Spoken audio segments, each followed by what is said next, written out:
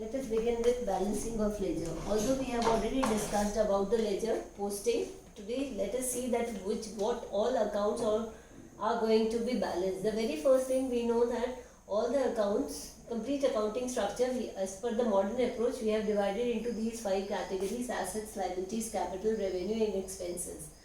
So when it comes to assets, liabilities and capital, these are the accounts that need to be balanced.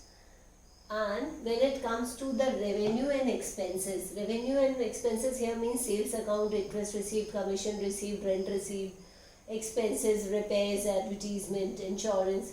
So all these accounts need to be posted to the trading and profit and loss account.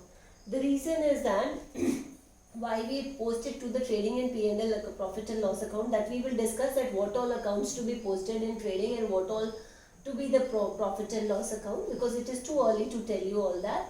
So revenue and expenses are related to the particular year. Likewise, when we talk about a salary, we record the salaries that has to be paid for the current year itself. We don't record any amount that is being paid in advance, okay, or anything that received in advance, we deduct it. So that's why all these revenue and expenses need to be balanced. Need not to be balanced, but need to be transferred to trading and profit and loss account to calculate the gross profit and net profit. That we are going to discuss later on. But right now I am going to tell you how we are going to post whenever there is said to be an opening entry. If you will see, this is the opening entry. Say for example, the opening entry here says that cash account debited, Ramesh account debited. Ramesh debit here means he is a debtor. Machinery account debited to Gopal account, to bank loan account, to capital account. Gopal credit here means a creditor. So how we are going to make a posting of these first entry? Say for example, this is said to be the January 1st entry, and you need to make a posting of this particular entry.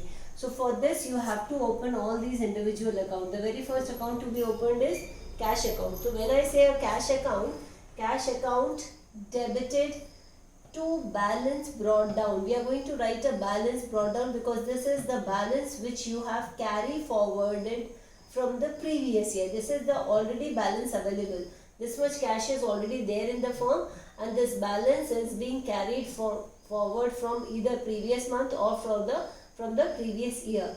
So you are going to record to balance brought down. Okay. For now Ramesh also. Ramesh is said to be a debtor. Again, debit side you are going to write to balance brought down. Machinery, again it is an asset. Debit side to balance brought down.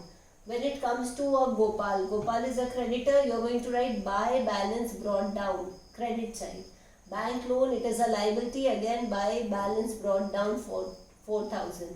And to capital, again by balance brought down 26,000. So if you will see that all assets will have a debit balance and all assets are having a credit balance, and this formula or this particular principle you are going to see everywhere.